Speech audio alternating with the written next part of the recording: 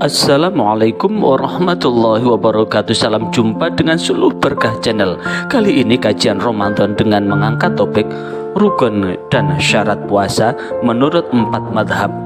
Bagi Anda yang baru bergabung, jangan lupa subscribe, like, dan share, serta komen untuk keberlanjutan dari tali silaturahim kita. Selamat menyimak dan menyaksikan. Assalamualaikum warahmatullahi wabarakatuh. Selamat datang di Bincang Ramadan, Santai Berbincang. Ibadah gemilang. Ini topik utama kita kan tentang syarat dan rukun puasa menurut keempat mazhab. Nah, tapi sebelum kita masuk lebih mendalam nih Pak mengenai syarat dan rukun tersebut, kita akan coba pahami lebih dulu sih Pak. Apa sih sebenarnya konsep puasa dan kedudukannya dalam syariat agama Islam? Oke. Puasa itu sendiri, kalau kita lihat dari kata puasa itu memang bukan dari bahasa Arab, tapi puasa itu adalah dari bahasa Sanskerta upawasa. Upawasa itu adalah menghentikan segala macam kebiasaan, sehingga dalam konsep puasa sebetulnya puasa itu adalah konsep ibadah seluruh manusia di muka bumi ini. Bahkan bukan hanya manusia tapi makhluk juga berpuasa. Contoh kupu-kupu, sebelum menjadi kupu-kupu dia harus berpuasa jadi kepompong. Begitu pula pinguin itu pun berpuasa. Seluruh makhluk itu pada hakikatnya juga berpuasa. Cuma bagaimana dengan puasa itu dalam konsep Islam? Secara bahasa di dalam Islam bahwa puasa adalah mutlaqan al-imsaku an kulli syai'. Secara mutlak menahan diri dari segala sesuatu. Kemudian secara syarak adalah al-imsaku an kulli muftirat, adalah menahan diri dari segala hal yang membatalkan puasa, dari segala yang membatalkan perbuatan, min tulu'il fajri, dari terbitnya fajar, ila ghurubi syamsi, sampai tenggelamnya matahari. Lah, inilah yang kemudian membedakan puasa Islam dibandingkan dengan puasa yang lain. Kalau puasa di Islam itu bahwa puasa itu ya menahan diri dari apa yang membatalkan puasa, dari terbitnya fajar sampai tenggelamnya matahari. Tapi di agama yang lain ada puasa pati geni, puasa terus menerus tanpa henti, tidak dibatasi. Ada yang sehari, 2 hari, 3 hari tidak makan sama sekali. Atau puasanya ular, berbulan-bulan habis makan, kemudian dia tidak makan apapun. Nah, itu juga dalam konsep puasa. Tapi di dalam Islam puasa itu adalah asyam. Asyam itu sendiri berarti al-imsak. Al-imsak. Maka tentu al-imsak an kulli muftirat ini ada puasa wajib, ada puasa sunnah, ada puasa makruh, ada puasa haram. Puasa wajib itu ada 3. Dari 4 madhab sepakat bahwa puasa wajib itu ada 3. 1, puasa Ramadan. Yang kedua, puasa kafarat. Yang ketiga adalah puasa nazar. Puasa kafarat apa itu? Orang sumpah begitu ya. Jadi untuk membatalkan sumpah, menggugurkan dosanya sumpah, maka dia wajib berpuasa 3 hari. Ada puasa haram, yaitu hari dari 365 hari ini, 365 hari, ada 5 hari yang kita tidak boleh berpuasa. Idain 2 sama tasyrik. Sehingga yang dibolehkan adalah puasa 360 hari. Dari 360 hari ada puasa dimakruhkan, yaitu puasa 2 atau 3 hari sebelum Ramadan. Misalkan Ramadannya ini diperkirakan hari Sabtu tanggal 1 Maret begitu ya. Kemudian Jumat, Kamis, Rebo berpuasa. Ini puasa yang makruh. Tetap sah tapi makruh. Apa itu makruh? Jikalau dikerjakan tidak dapat apa. Apa itu? Jikalau dikerjakan tidak dapat apa-apa, jikalau ditinggalkan dapat pahala. Ada yang puasa sunnah. Senin Kemis puasanya Rasulullah. Kemudian puasa Dawud, sehari puasa sehari tidak. Ada puasa tengah bulan, puasanya Nabi Ibrahim. Ada yang puasa setengah tahun terus-menerus, puasanya Nabi Nuh dan sebagainya. Maka itu adalah bagian puasa yang disunahkan. Nah, dari rangkaian puasa ini tentu tinggal dipilih kita berbicara tentang konsep puasa itu sendiri. Secara keseluruhan atau secara khusus di mana puasa yang wajib, sekali lagi puasa wajib itu Allah syariatkan di bulan Sya'ban seperti ini. Dengan turunnya Al-Quran surah Al-Baqarah ayat 183. Ya ayyuhalladzina amanu kutiba alaikumusiyam kama kutiba alal ladzina min qablikum la'allakum tattaqun. Sebuah panggilan kepada Allah buat orang yang beriman, menyampaikan bahwa telah diwajibkan kepada kamu untuk berpuasa sebagaimana telah diwajibkan kepada nabi-nabi terdahulu atau umat terdahulu. Maka di sini dalam tafsir Ibnu Katsir disebutkan bahwa sebetulnya puasa Ramadan itu sudah diwajibkan pada umat terdahulu. Dari Nabi Adam sampai Nabi Muhammad itu sudah ada puasa Ramadan. Tapi ada puasa-puasa spesifikasi yang dilakukan oleh umat terdahulu, yaitu puasa tengah bulan. Itu sejak Nabi Adam, kemudian disyariatkan mulai Nabi Nuh sampai Nabi Muhammad. Karena itu puasa tengah bulan ini sempat menjadi puasa wajib sebelum diturunkannya apa? Puasa Ramadan. Kemudian ada puasa yang dilakukan oleh Nabi Musa, Asyura. Itu pernah jadi wajib oleh Rasulullah sebelum turunnya puasa Ramadan. Begitu puasa Ramadan, puasa wajib keseluruhan itu sudah menjadi sunnah, tinggal Ramadan yang diwajibkan. Tentu dari al-imsak angkul muftarat min tulil fajr ila ghurubi syamsi, menahan diri dari hal yang membatalkan atau sekalian membatalkan dari terbitnya fajar sampai tenggelamnya matahari. Oh iya. Berarti fungsi apa konsep utama itu menahan diri itu. Menahan diri. Tapi yang menarik tadi ternyata puasa ini bukan ibadah yang ada sejak zaman Nabi ya, tapi sebelum Nabi Muhammad pun sudah makanya kama kutiba alal ladzina min qablikum, sebagaimana yang telah diwajibkan kepada umat terdahulu sebelum kamu. Jadi di situ disebutkan bahwa Ramadan itu sudah diwajibkan, termasuk kepada Nabi Musa, Nabi Isa, itu sudah diwajibkan puasa Ramadan. Bisa dibuka di dalam tafsir Ibnu Katsir. Hari ini kita akan berbicara itu untuk membandingkan itu dengan mengambil kitab ini, kitab fikih ala madhahibil arba'ah yang disusun oleh Abdurrahman bin Muhammad bin Iwad al-Jaziri untuk kita bahas lebih mendalam. Oke. Nah, ini mungkin tadi setelah dijelaskan mengenai konsep puasa ya dalam syariat agama Islam. Mungkin selanjutnya kita akan masuk nih ke pembahasan utama kita mengenai syarat dan rukun puasa menurut 4 mazhab. Nah, ada kata kuncinya itu syarat dan rukun. Sebenarnya syarat dan rukun ini bedanya apa? Kalau syarat itu adalah kondisi, status atau keadaan yang menjadikan sah tidaknya satu perbuatan. Contoh, orang mau sholat, syaratnya apa? Suci. Suci apa? Badan, pakaian, tempat dari najis. Namun jikalau syarat ini tidak ada, maka itu menjadikan perbuatan itu menjadi tidak sah. Jadi syarat itu adalah kondisi, keadaan yang menjadikan instrumen penting dalam tegak tidaknya satu perbuatan. Itu syarat. Kalau rukun itu adalah pokok-pokok yang harus ada. Sekali lagi, rukun itu adalah pokok-pokok yang harus ada. Jikalau rukun itu satu aja tidak ada, maka menjadikan itu tidak ada.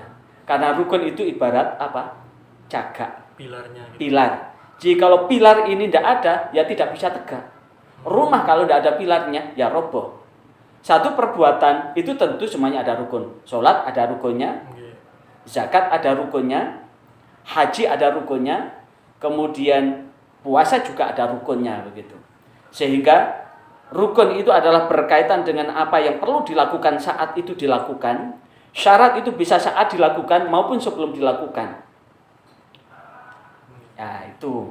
Syarat mengenai kondisinya seseorang bisa sah gitu melakukan. Kondisi seseorang sah tidaknya, wajib tidaknya, batal tidaknya terhadap apa yang akan dilakukan atau yang telah dilakukan. Misalkan di puasa ini ada syaratnya. Salah satunya sebelum kita perdalam, salah satu syarat bahwa seseorang untuk boleh dia berpuasa, salah satu syaratnya adalah apa itu? Balik. Balik itu berarti bagi laki-laki yang sudah keluar sperma bagi perempuan yang sudah menstruasi. Nah, lantas bagaimana jika kemudian dia belum balik? Maka itu belum wajib dia melakukan perbuatan puasa. Andaikan dia tidak puasa, tidak berdosa. Nah, itu kemudian berakal. Apakah berakal dengan gila atau berakal karena mabuk atau berakal? Berarti posisi akal fikirnya sadar. Bagaimana dengan orang gila? Bagaimana dengan orang mabuk? Bagaimana orang tertidur? Bagaimana orang pingsan? Maka ada ketentuan-ketentuan yang membedakan di antara imam mazhab yang lain. Lah, inilah yang kemudian akan menjadi tegak atau tidaknya, itu namanya syarat. Kalau rukun yang menjadi fondasinya, pokok yang menjadi pilar terhadap satu perbuatan, sementara syarat adalah status, kondisi, keadaan yang menjadikan satu perbuatan itu bisa sah dilakukan atau tidak, wajib atau tidak. Oke, Pak. Tadi sudah jelas ya mengenai syarat dan rukun itu sebenarnya apa. Nah, ini langsung ke pembahasan utamanya. Pertama kan kita bahas mengenai rukunnya dulu. Bagaimana pandangan atau pendapat dari keempat mazhab tadi, Syafi'i, Hanafi, Maliki, dan Hambali tadi mengenai rukun puasa. Ya. Terkait dengan rukun dari empat mazhab, Hanafi, Maliki, Syafi'i, Hambali, ada satu yang sama, yaitu al-imsak. Al-imsak, menahan diri. Syafi'i, Maliki, Hambali, kemudian Hanafi, itu sama, bahwa rukunnya adalah al-imsak. Cuma bedanya, kalau di Hambali dan Hanafi atau Hanafiyah, Hanabilah, ulama-ulama Hanafiyah, ulama-ulama Hanabilah, kalau di dalam fikih al-madhabil arba'ah yang disusun oleh Al-Jaziri juz 1 halaman 317 disebutkan, untuk Hanafiyah dan Hanabilah lisyami ruknun wahidun, bahwa puasa itu hanya satu rukun.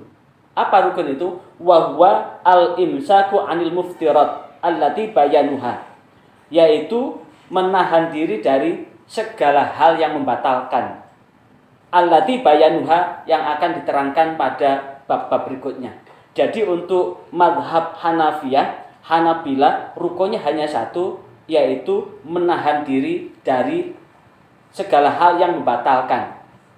Sementara untuk Malikiyah, innas syiyama ruknaini, sesungguhnya puasa itu ada dua rukun. Yang pertama adalah al-imsaku, menahan diri, wan niyatu, niat. Jadi ada dua rukun, yaitu satu menahan diri, tentu al-imsak anil muftirat, menahan diri dari yang membatalkan. Yang kedua adalah wan niyat. Wan niyat itu adalah keinginan hati, gerak hati, kemudian kesengajaan hati untuk melakukan satu perbuatan terhadap apa yang akan dilakukan. Dan famafhumus yamu la yatahaqqaqu illa bihima. Dan itu dinyatakan bahwa puasa tidak akan terwujud kecuali dengan dua hal itu. Namun di ulama Malikiyah ini pun berbeda pendapat. Warajaha ba'duhum, sebagian di antara ulama Malikiyah pun berbeda. Di antara sebagian mengatakan innan niyata syartun wala ruknun. Sesungguhnya niat puasa itu adalah syarat, bukan rukun. Syarat, bukan rukun. Famahum syamu illa bi'imsak faqat. Dan sebagian ulama Malikiyah itu bahwa itu dipahami bahwa puasa itu hanya menahan dari segala hal yang membatalkan saja. Nah, sementara rukun itu masuk dalam syarat. Sementara Syafi'iyah, ini patok bangkrong ini sudah. Arkanus siyam salah satu. Rukun puasa itu ada 3. Yang pertama al-imsaku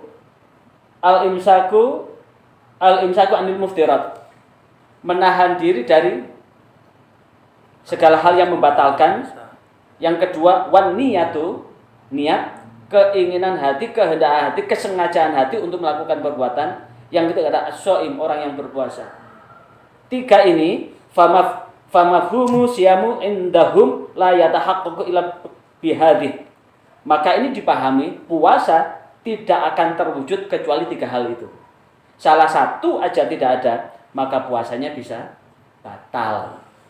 Lah, waqad urifat anal Hanabilah wal Hanafiyah yaqulun, dan sudah diketahui bahwasanya ulama-ulama Hambali, ulama mazhab Hanafi mengatakan innan niat, sesungguhnya niat, wasyaimu syarton. Jadi walaupun secara rukun berbeda, yaitu bahwa tidak memasukkan niat, tapi ulama-ulama Hanafiyah, ulama-ulama Hambali, mazhab Hambali, dan sebagian ulama Malikiyah menyatakan bahwa niat dan orang yang berpuasa itu masuk syarat. Berarti jika walaupun tidak rukun dan kemudian dia tidak mengucapkan niat, maka dia tidak sah puasanya.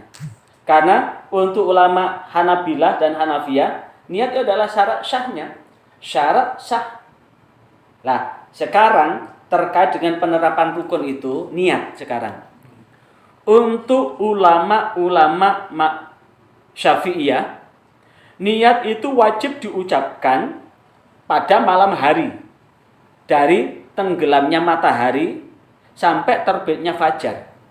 Lantas bagaimana subuh belum berniat, apalagi sampai duha, apalagi sampai sebelum zuhur belum niat, maka itu ada 2 hal.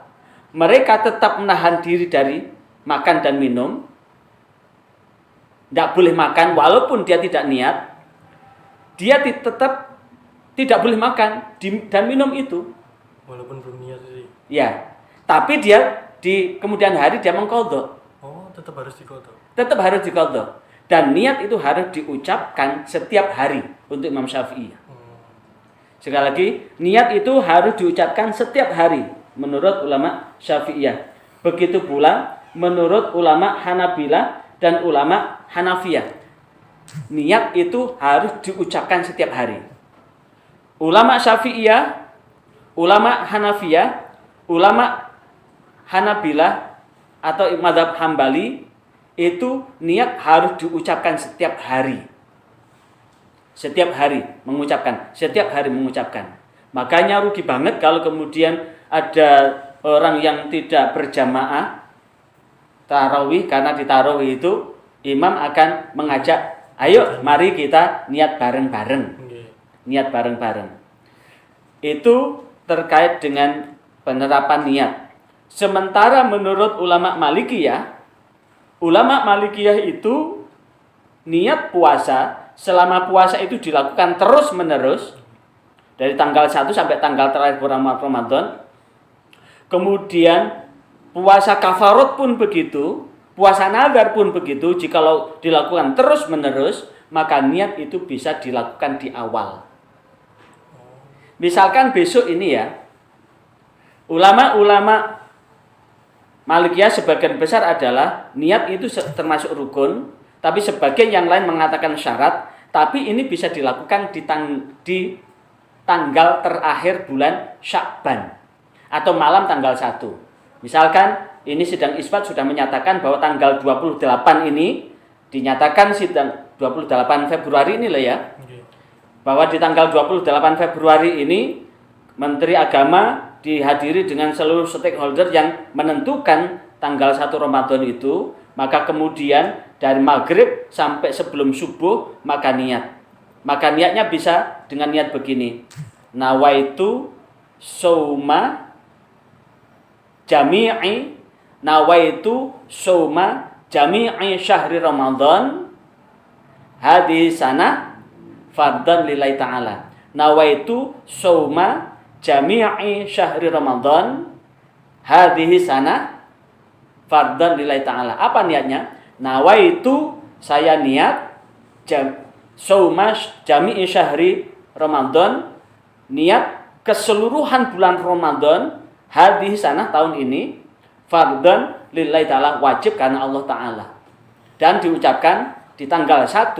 Inilah yang kemudian bisa menjagani manakala di tanggal-tanggal yang cukup krusial, yang tidak memungkinkan untuk sholat tarawih, yang cukup krusial ya, yang tidak memungkinkan sholat tarawih, misalkan biasanya kan iktikafnya ada di masjid, tiba-tiba iktikafnya di mall karena belum beli baju. Ya, udah beli baju belum, Mbak?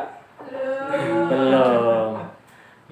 Dan berangkatnya sebelum maghrib karena saking banyaknya yang dibeli sampai bablas sampai jam 9 sehingga sholat tarawihnya bersama pramuniaga yang ada di mall itu akhirnya kan lupa. Lah, jagani itu. Makanya fleksibilitas ini penting. Maka jamaah bisa diajak, ayo barangkali di hari-hari nanti kita lupa tapi ini sudah kita niat di awal ini. Tapi satu hal clue yang ada di mazhab Malikiyah bahwa niat itu ada di hati. Boleh diucapkan hanya, tapi hatinya saya niat puasa seluruh bulan Ramadan tahun ini wajib karena Allah Ta'ala. Dengan hati. Tapi disunahkan dilafalkan. Nawaitu sauma jami'i syahri Ramadan hadhihi sana fardhan lillahi ta'ala. Adapun harian nawaitu sauma ghadin an adai fardhi syahri Ramadhani hadhihi sanati fardhan lillahi ta'ala. Apa itu? Yang betul Ramadan apa Ramadhani? Ramadhani. Kenapa? Karena Ramadhani itu adalah mudhaf ilaih. Mudhaf ilaih ke apa? Hadhihi. Apa tanda mudhaf? Ada al-ta'rif yang di terakhir itu. Maka lafal niat adalah nawaitu sauma ghadin an adai fardhi syahri Ramadhani hadhihi sanati fardhan lillahi ta'ala. Nah, tentu ini kalau kemudian untuk masyarakat awam perlu diterjemahkan karena tidak tahu apa maksudnya gitu.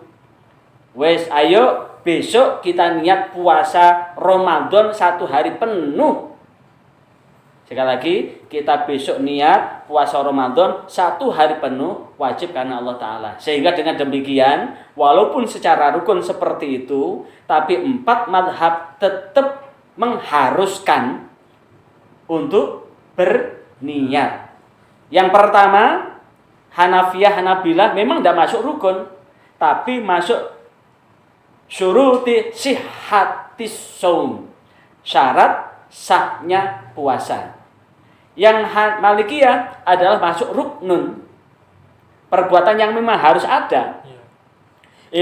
Imam Syafi'i dan ulama-ulama yang mengikutinya adalah rukun yang memang harus ada dalam perbuatan itu.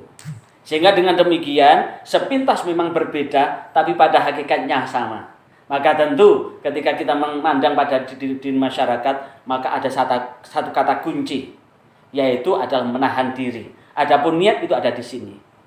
Kalaupun toh kemudian orang itu berdebat tentang niat, ternyata saya dapatkan di kitab Madhabil Arba'ah ini, misalkan pagi, maghrib, isya belum mengucapkan niat, tapi pagi jam 3 bangun untuk sahur untuk bangun, itu sudah menyatakan niat.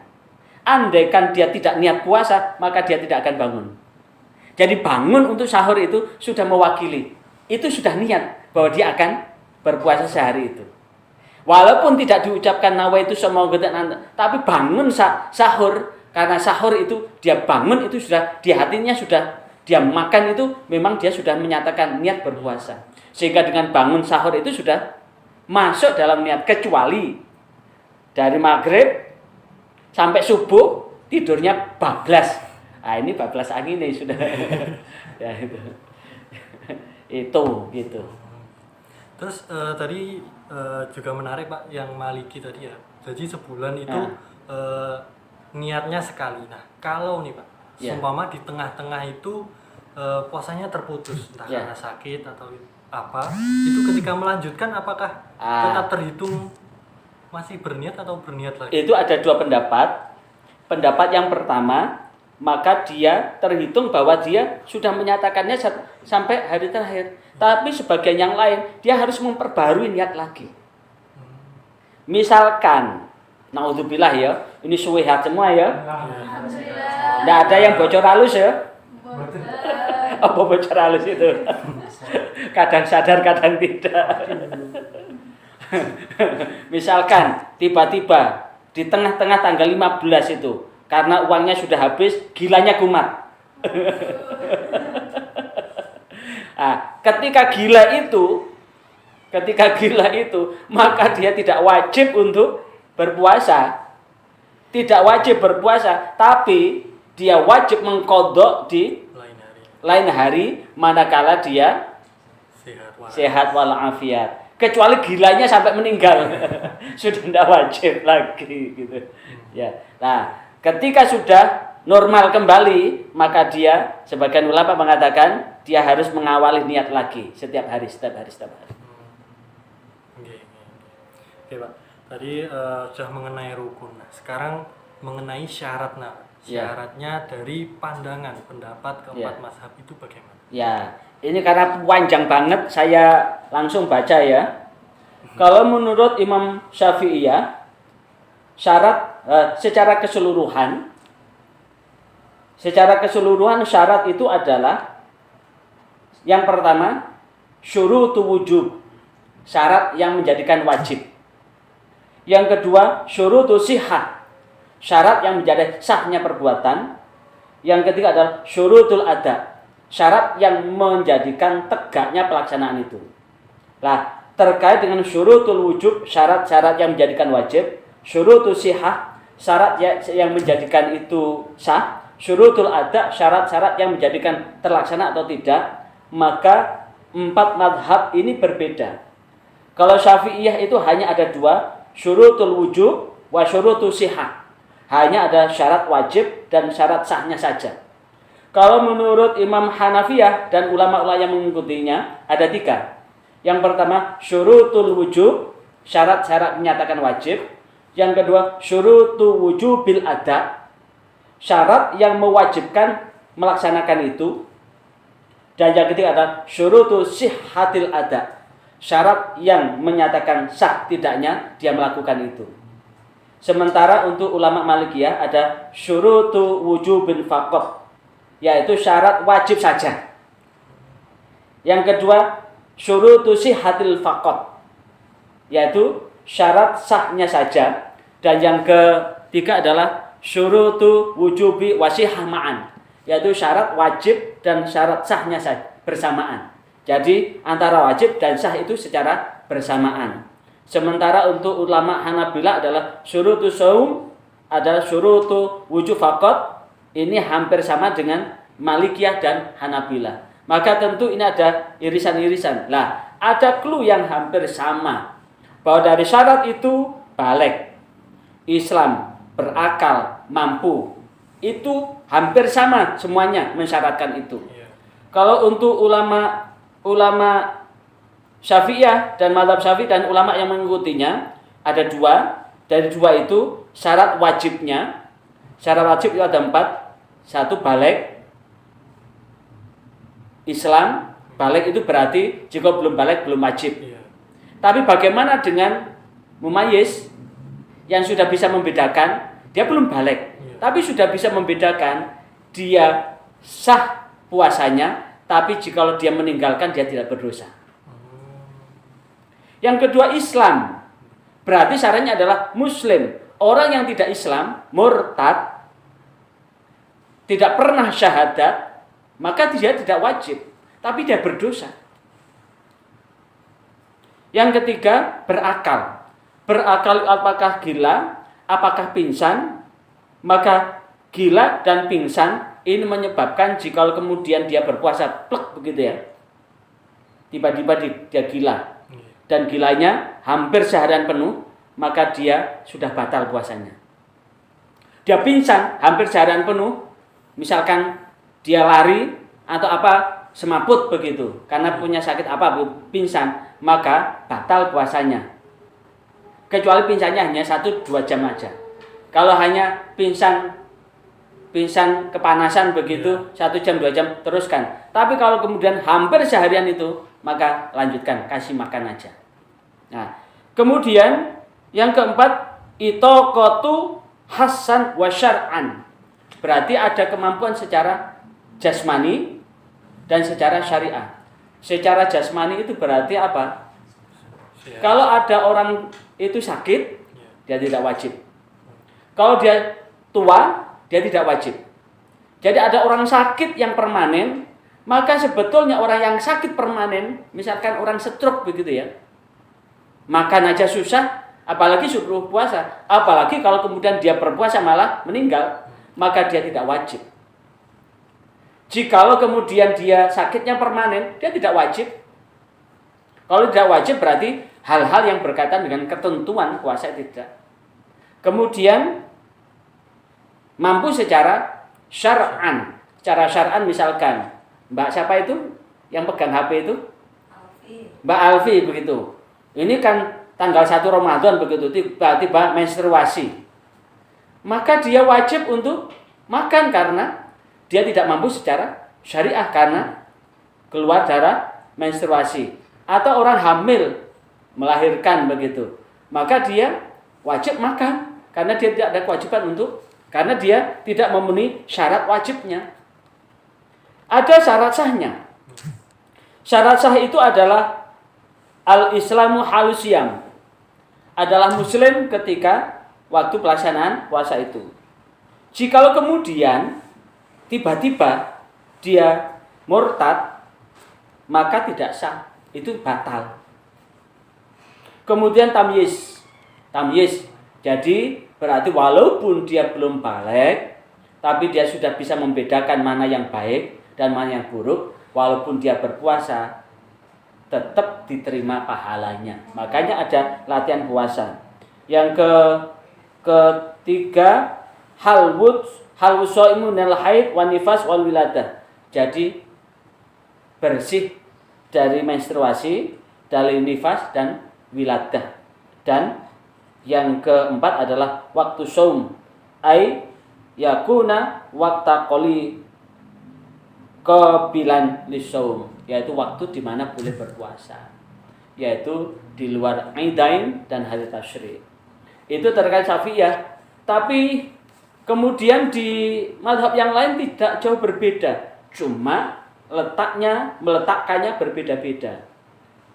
Sehingga dari apa yang disampaikan oleh ulama Syafi'iyah tadi, kalau di ulama Hanafiyah masuk di syarat wajib. Yang menjadikan dia wajib untuk berpuasa hanya 3. Muslim, Islam, berakal, dan balik. Sementara syarat untuk melaksanakan, wajib melaksanakan apa? Sihah. Sihah itu apa? Posisinya adalah posisinya dia sehat, tidak sakit. Kalau kemudian dia sakit, maka tidak wajib untuk melakukan. Tapi jika dia sakit, tapi tetap mampu, tetap sah. Itu namanya syarat wajib untuk melaksanakan. Jadi ada orang sakit, misalkan sakit panu begitu ya. Sakit panuan begitu ya. Ya tetap puasa. Sakit perut begitu. Wah, ini biasanya perut ini kalau posisi perut ini enggak jam 8 enggak makan begitu ya, kan keroncongan kan ya. Selemet-selemet gitu ya. Tapi yakinlah bahwa perut ini akan menyesuaikan. Tetap dilaksanakan, maka tidak akan mempengaruhi apapun. Tapi jika kemudian sakit itu menjadikan dia semakin tidak berdaya, boleh dia makan. Karena itu adalah merupakan syarat wajibnya untuk melaksanakan adalah sehat. Yang kedua, iqamatu fala yajibu ada'a ala musafir. Iqamah mukimin. Jadi mukimin itu adalah orang yang bertempat tinggal. Dan inilah yang kemudian membolehkan bagi orang yang bepergian itu untuk makan. Tapi ada yang nakalan, Mas. Ada yang nakalan, misalkan Mas siapa ini? Faris. Mas Faris ya. Misalkan begini. Wes aku daripada jam sekian ini perut ini sudah keroncongan, sudah seneng banget, saya tak bepergian. Rumahnya mana Mas Faris? Sukodono, pergi ke Surabaya. Jadi makannya di Surabaya. Saya kan musafir dari Sukodono ke Surabaya. Ada yang model begitu. Tiap kali. Iya, saya punya teman begitu. Rumah, ya teman sekantor itu waktu itu. Jadi tidak biasa puasa begitu pagi-pagi itu kepengen merokok begitu. Dah saya akan naik ke Prigen sana. Akhirnya di Prigen sana beli sate kelinci itu. Akhirnya. Jadi, lu kenapa? Saya kan musafir. Nah, maka tentu musafirnya akan ditentukan. Musafir yang di situ kemudian, jika kemudian di pepergian menyebabkan dirinya itu betul-betul membahayakan, maka dia wajib berbuka. Tapi jikalau dia bepergian, tapi bepergian itu tidak membahayakan diri, maka tetap lanjut. Karena di ayat Al-Quran surah Al-Baqarah ayat 84 itu, wa antasumu khairul lakum in kuntum ta'lamun. Jikalau engkau berpuasa itu lebih bagus jikalau engkau mengetahui fadilahnya. Memang disebut ayyamam ma'dudat faman kana minkum maridan aw ala safarin fa'iddatum min ayyamin ukhra. Nah, waktu-waktu berpuasa sudah ditentukan. Jikalau sakit atau bepergian, maka boleh mengqadha pada hari yang lain. Tapi tetap mengqadha daripada mengqadha fadilahnya. Bahkan saya temukan begini, andaikan ada satu orang meninggalkan puasa tanpa halangan, kemudian dia bertaubat, taubatnya itu diganti puasa 1 tahun, maka puasa 1 tahun itu tidak akan menggantikan 1 hari yang ditinggalkan itu. Karena itu Genzi ini ya, jangan coba-coba untuk meninggalkan. Jika kita taubatnya kita ganti 1 tahun puasa terus-menerus, maka 1 tahun puasa terus-menerus tidak akan mampu menggantikan 1 hari yang kita tinggalkan. Bahkan rodok kereng. Ada 3 hal yang di situ akan menentukan muslim tidaknya kita, mukmin tidaknya, yaitu terkait dengan 3 hal. 1 syahadat, 2 sholat, 3 puasa. Jikalau ini salah satu ditinggalkan, maka kita termasuk orang yang hatinya tertutup hidayah. Maka disinilah, maka jangan coba-coba untuk itu. Nah, itu untuk syarat wujub. Sekarang, jadi syarat wajib itu, jikalau kuat bisa dilakukan, kalau tidak kuat, boleh untuk berbuka. Sekarang ini, mau tidak mau, garis hitam putih, syurutu sihatil ada, syarat yang menentukan sah tidaknya dia puasa itu. Apa? Ada 2. Yang pertama, at-toharatu anil haidi wan nifas, yaitu bersih dari menstruasi dan nifas. Jadi walaupun dia mau puasa tapi dia menstruasi, ya tidak sah. Ketiwas luwe. Yang kedua, niat. Jadi walaupun dia tidak niat, dia ketiwas luwe. Kenapa? Fala yasihu ada usaum. Maka tidak sah dia melakukan saum illa bin niyah, kecuali dengan niat. Karena apa? Niat itu tamyizu lil ibadi wal anil adah. Karena niat itu akan membedakan antara mana yang ibadah, mana yang bukan ibadah. Karena apa? Innamal a'mal bin niyah wa innama likulli imri'in ma nawa. Hadis mutawatir ini. Segala sesuatu itu bergantung dengan niat. Dan seterusnya. Kalau Malikiyah tidak jauh beda, kalau Hanabilah tidak jauh beda. Kurang lebih seperti itu kalau diambil garis besarnya. Ya.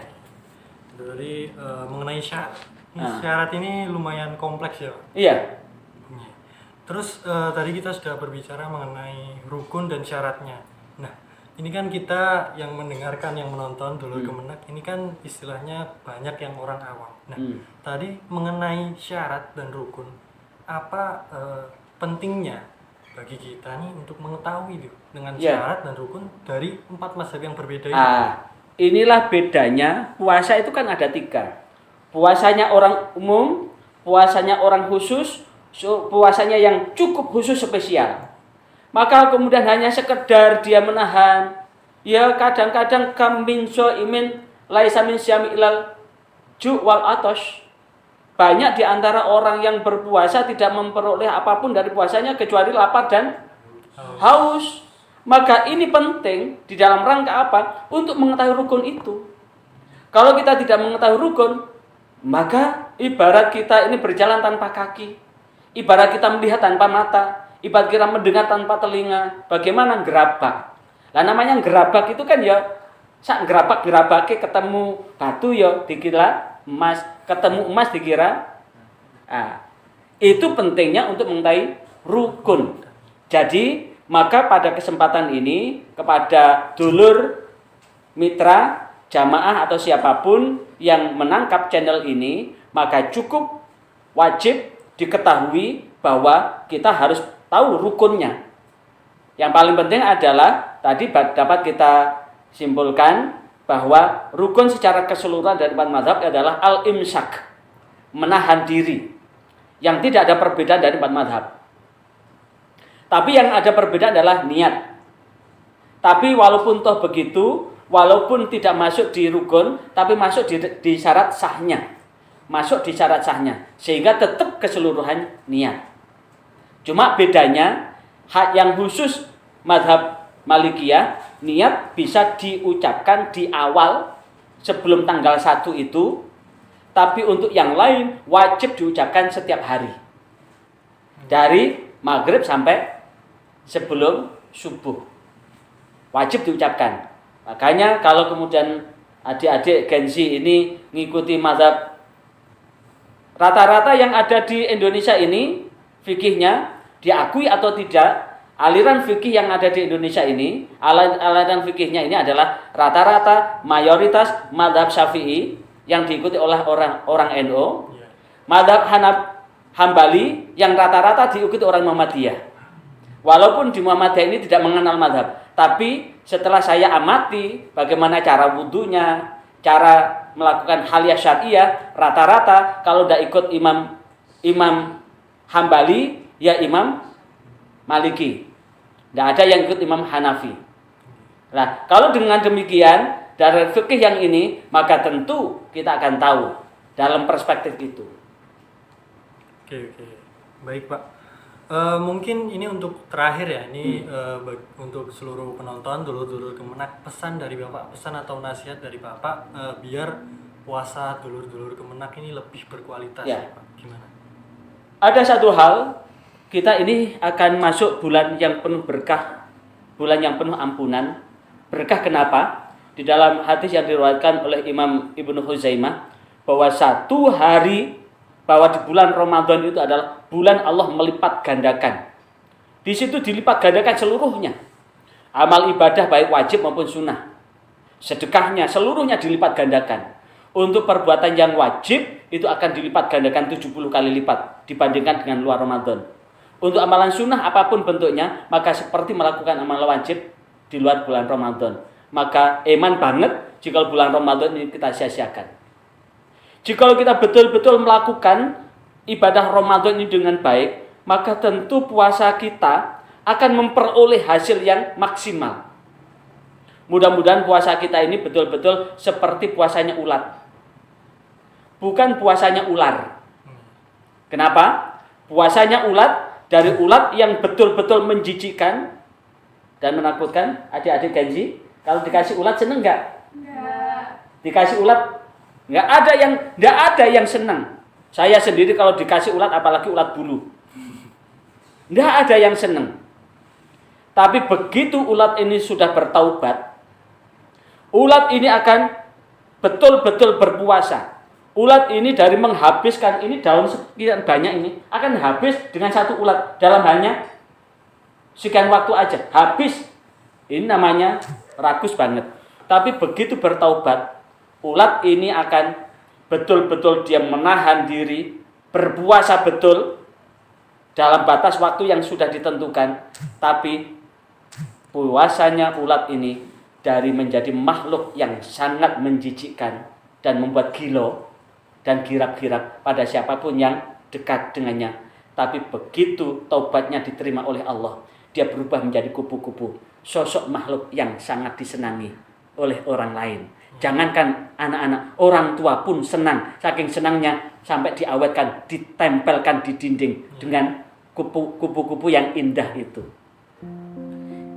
Harapan kita manusia yang beriman, puasa kita seperti itu.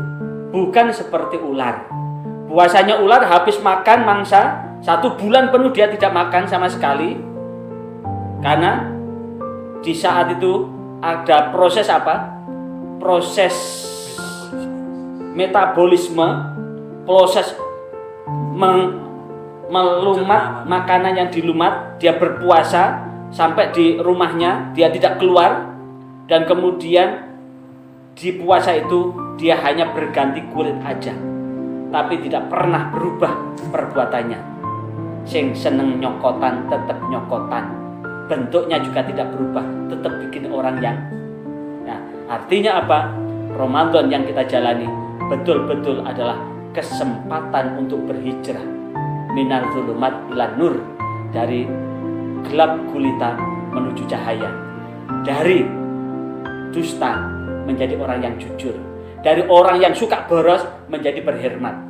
Jadi sebelum Ramadan ini kita betul-betul boros, tapi dengan berpuasa sudah terkondisikan kondisi perut, udah bukan menjadi orang yang konsumeris lagi, tapi betul-betul puasanya itu betul-betul diterapkan, bukan hanya sekedar mengganti, sehingga rata-rata Ramadan itu pengelolaannya lebih banyak daripada di luar Ramadan.